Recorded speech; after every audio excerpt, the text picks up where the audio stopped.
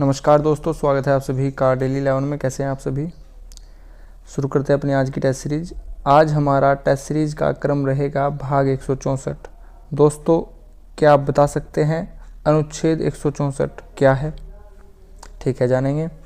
अनुच्छेद 164 के तहत किसी भी राज्य के राज्यपाल मुख्यमंत्री की नियुक्ति करते हैं और उसके बाद मुख्यमंत्री की सलाह पर अन्य मंत्रियों की नियुक्ति करते हैं। याद रखिएगा।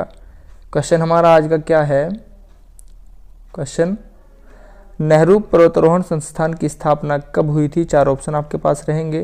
दोस्तों, अगर आप सचिवालय रक्षक, ग्राम विकास अधिकारी, समीक्षा अधिकारी या फिर पीसीएस प्रारंभिक परीक्षा में बैठने वाले हैं, टेस्ट सीरीज आपके लिए काफ़ी महत्वपूर्ण होने वाली है। शुरू करते हैं बिना किसी देरी के, क्योंकि आप सभी जानते हैं समय ही सब कुछ है। पहला क्वेश्चन उत्तराखंड से, प्रथम बार खेल रत्न पुरस्कार किसने प्राप्त किया? ऑप्शन ए मीर रंजन नेगी, जसपाल राणा, अभिनव संधू, इनमें से कोई नहीं। हमारा यहाँ पर करेक्ट आंसर रहेगा ऑप्शन ए जसपाल राणा जी को यह दिया गया। यह निशानेबाजी खेल से संबंधित है। उत्तराखंड से प्रथम बार किसने द्रोणाचार्य पुरस्कार प्राप्त किया? हरि सिंह थापा, उन्मुख चंद, मनीष पांडे, इनमें से कोई नहीं। करेक्ट आंसर रहेगा ऑप्शन ए हरि सिंह थापा। यह किस खेल से संबंधित है? मुक्केबाजी यानी कि बॉक्सिंग। द्रोणाचार्य पुरस्कार खेल प्रशिक्षकों को दिया जाता है, यानी कि टीचर को दिया जाता है।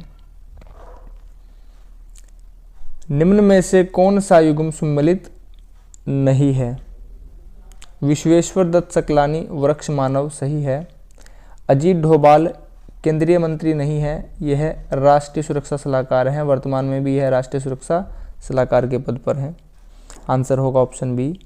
हर्षवंती बिष्ट पर्वतारोहण सही है, याद कर लीजिएगा। गौरा देवी चिपको वुमेन पर्यावरण से संबंधित है। उत्तराखंड में निम्न में से कौन सा से लोक नृत्य हैं? छोपती सही है, छोलिया सही है, तादी सही है। ये सभी लोक नृत्य हैं। ऑप्शन डी हमारा यहाँ पर आंसर रहेगा। नेक्स्ट, वन कानूनों से संबंधित है क्या है? तिलाड़ी कांड, हरारी कांड, रूपारी कांड या फिर इनमें से कोई नहीं। करेक्ट आंसर रहेगा ऑप्शन ए तिलाड़ी कांड या फिर रवाई कांड इसको कहा जाता है। 30 मई 1930। नेक्स्ट, नेहरू पर्वतारोहण संस्थान उत्तरकाशी में है दोस्तों, की स्थापना कब हुई थी? 1947, 65 या फिर 91। ऑप्शन डी में से कोई नहीं। करेक्ट आंसर रहेगा ऑप्शन बी वर्ष 1965 में, 14 नवंबर। ठीक है। नेक्स्ट, उत्तराखंड में श्रीयंत्र टापू स्थित है। ये तो काफ़ी सरल है, मैंने आपसे बता रखा है श्री और यहाँ पर लिखा है Shri. Option B correct answer रहेगा श्रीनगर पौड़ी गढ़वाल। श्रीनगर अलकनंदा नदी के तट पर बसा है दोस्तों। सुमन स्मृति ग्रंथ किसके द्वारा लिखा गया है? भगत दर्शन, हर्षदेव ओली, बद्रीदत्त पांडे, बैरिस्टर मुकुंदी लाल। करेक्ट आंसर रहेगा ऑप्शन ए, यह लिखा है भगत दर्शन जी के द्वारा।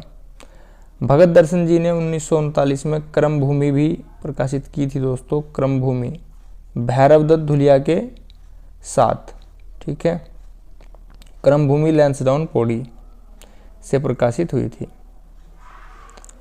मुल्क राज आनंद पुस्तक के लेखक कौन हैं? गोरा, कूली, द पोस्ट ऑफिस, इनमें से कोई नहीं। मुल्क राज की पुस्तक है दोस्तों। ऑप्शन बी करेक्ट आंसर रहेगा कूली। विंटरलाइन कार्निवल दिसंबर और जनवरी में मनाया जाता है। इसका आंसर काफी सरल है, मसूरी, देहरादून। नेक्स्ट, हिंदी से पहला क्वेश्चन है दोस्तों, जो पिया ना जा सके के लिए एक शब्द।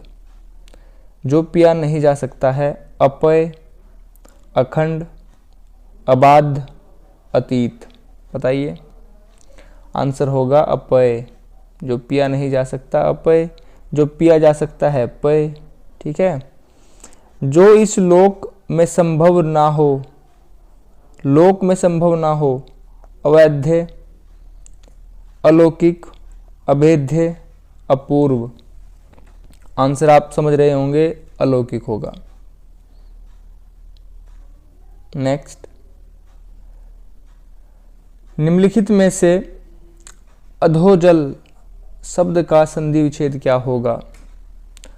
ऑप्शन ए अध प्लस जल, अत प्लस जल, आधा प्लस जल या फिर अध प्लस जल।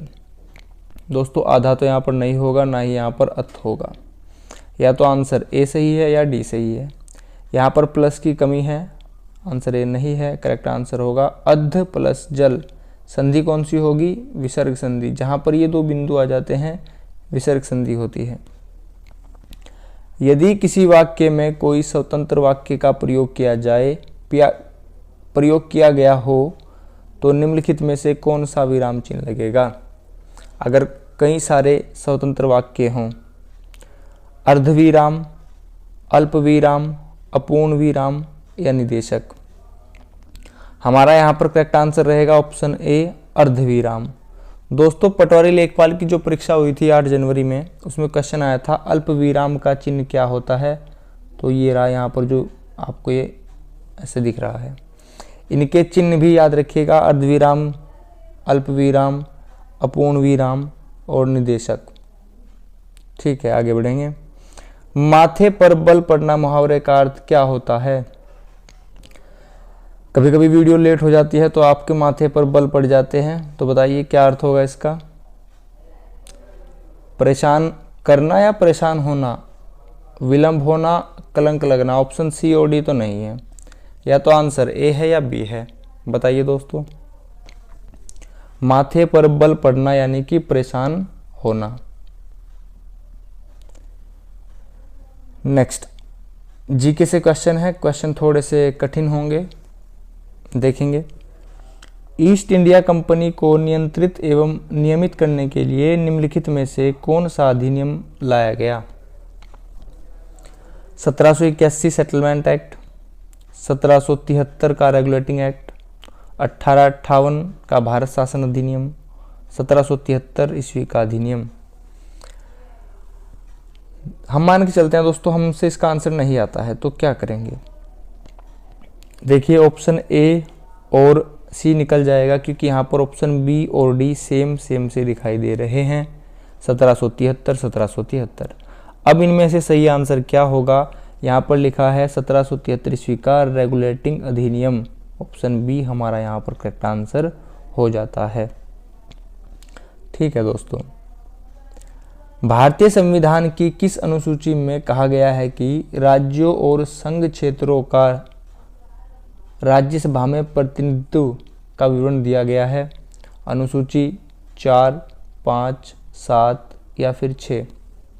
काफ़ी अच्छा क्वेश्चन है, काफ़ी बार पूछा भी गया है। चौथी अनुसूची में बताया गया है कि राज्यसभा में राज्यों का और संघ राज्य क्षेत्रों का कितना प्रतिनिधित्व होगा? राज्यसभा 250 होते हैं, लोकसभा 552। जो यहाँ पर 2 सदस्य मनोनीत किए जाते थे, इनको 104वें संविधान संशोधन के द्वारा हटा दिया गया है, बंद कर दिया गया है। भारतीय संविधान की कार्यपालिका शक्ति का विस्तार। अच्छा क्वेश्चन है, काफ़ी बार पूछा भी गया है। आंसर आप जानते होंगे, राष्ट्रपति। निम्नलिखित में से किस अनुच्छेद के तहत राष्ट्रपति को अध्यादेश ऑर्डिनेंस जारी करने की शक्ति प्राप्त है? अनुच्छेद 123, 124, 128, 136। दोस्तों जैसा कि मैंने आपसे आज ही बताया, टेस्ट सीरीज की स्टार्टिंग में मैंने बताया कि आज टेस्ट सीरीज का भाग 164 है और 164 के बारे में बताया अनुच्छेद क्या होता है। इसी तरह मैंने आपको बताया था जब हम भाग 123 डिस्कस कर रहे थे टेस्ट सीरीज में, तो मैंने बताया था यह अध्यादेश जारी करने की शक्ति है राष्ट्रपति की। अगर आप यहाँ पर इन आंकड़ों को थोड़ा सा परिवर्तन कर देंगे, 213 कर देंगे, तो फिर हो जाएगा राज्यपाल। सारा खेल आंकड़ों का ही होता है दोस्तों। पृथ्वी जिस दुग्ध मेखला का भाग है उससे सर्वप्रथम किसने देखा था? स्ट्रैबो, गैलीलियो, जोहान गाले, विलियम हर्शेल। करेक्ट आंसर रहेगा गैलीलियो। टेलीस्कोप की खोज भी इन्होंने ही की थी। पृथ्वी जब सूर्य के सर्वाधिक निकट होती है, पास होती है, तो इस घटना को क्या कहते हैं? यह मैंने आपको समझाया था, काफ़ी अच्छी तरीके से समझाया था। जब भी पृथ्वी सूर्य के पास हो या निकट हो कहते हैं उपसौर, और यह तिथि होती है 3 जनवरी। आप कहेंगे 3 जनवरी में सर्दी होती है, आंसर सही है, 3 जनवरी में ही सबसे पास होती है। जब पृथ्वी सूर्य से अधिक दूर हो, सबसे दूर हो, तो कहा जाता है अपसौर, 4 जुलाई। तिथि याद रखिएगा। उपसौर को पेरिहेलियन, अपसौर को अपहेलियन कहा जाता है।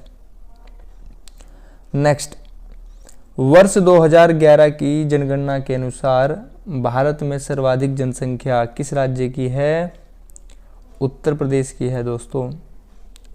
वर्ष 2011 की जनगणना के अनुसार भारत में सर्वाधिक लिंग अनुपात वाला राज्य निम्नलिखित में से कौन सा है? फॉरेस्ट गार्ड की परीक्षा में क्वेश्चन था, सेम क्वेश्चन था। करेक्ट आंसर है केरल, वहाँ पर भी केरल ही आंसर था दोस्तों। टेस्ट सीरीज से काफ़ी क्वेश्चन परीक्षा में आते हैं दोस्तों, करंट अफेयर से भी आते हैं। एक ट्रेन 35 किलोमीटर प्रति घंटा की चाल से 175 किलोमीटर की दूरी तय करने में कितना समय लेगी? बहुत ही सरल प्रश्न है। यहाँ पर यूनिट किलोमीटर प्रति घंटा और यहाँ पर किलोमीटर दिया गया है, कुछ भी चेंज करने की आवश्यकता नहीं है। बस आपको दूरी का फॉर्मूला पता होना चाहिए। दूरी का फॉर्मूला, यहाँ पर आपसे दूरी तय करने में समय पूछा है, दूरी का फॉर्मूला आपको पता होना चाहिए, समय गुणा चाल। इंग्लिश में बात करें, distance equal to speed into time. आपको यहाँ पर दोस्तों चाल दी गई है और दूरी भी दी गई है, आपको यहाँ पर समय निकालना था, यानी कि आपको समय निकालना है तो नियम बन जाएगा दूरी बटे चाल। देख लीजिए दूरी कहाँ पर है, दूरी हमारे पास है 175, चाल हमारी है 35। आप इसको काट लीजिए, 35 पंजे 175 होता है, तो चाल आ जाएगी दोस्तों, हमारा यहाँ पर समय आ जाएगा 5 घंटे। ऑप्शन बी हमारा यहाँ पर करेक्ट आंसर है। चीज़ें पसंद आई हो तो लाइक अवश्य कीजिएगा दोस्तों। यदि 5 वस्तुओं का क्रय मूल्य यानी कि सीपी कितने में आपने चीज़ें खरीदी, 4 वस्तुओं के विक्रय मूल्य यानी कि आपका एसपी सेलिंग प्राइस कितने में आपने चीज़ें बेची के बराबर है, तो लाभ प्रतिशत क्या होगा? दोबारा पढ़ देते हैं, देखिए क्या लिखा है दोस्तों। आप मार्केट में गए और आप जितने की 5 वस्तुएं लेकर आए थे, आपने उतने की 4 वस्तुएं बेच दी, तो आपको 1 वस्तु का लाभ हुआ, ठीक है ना। आप 5 वस्तुएं लाए थे, जितने पैसे की भी आप 5 वस्तुएं लाए, आपने उतने पैसे की 4 वस्तुएं बेच दी, तो आपको 1 वस्तु का लाभ हो गया, और यह लाभ हुआ आपको 4 वस्तुओं पर। प्रतिशत निकाल देंगे, 25 चौका 100, 25% का आपका लाभ है। ऑप्शन ए हमारा यहाँ पर करेक्ट आंसर रहेगा। दोस्तों अगर आप चैनल पर नए हों, वीडियो आपको हेल्पफुल लगी हो, प्लीज़ चैनल को सब्सक्राइब कीजिएगा, वीडियो को लाइक एंड शेयर कीजिएगा। जो भी आपके ज़रूरतमंद हो वीडियो को उन तक आप शेयर अवश्य कीजिएगा। आपने अपना कीमती समय चैनल को दिया है, इसके लिए आप सभी का बहुत बहुत धन्यवाद। Thanks for watching. आपका दिन शुभ हो। नमस्कार दोस्तों।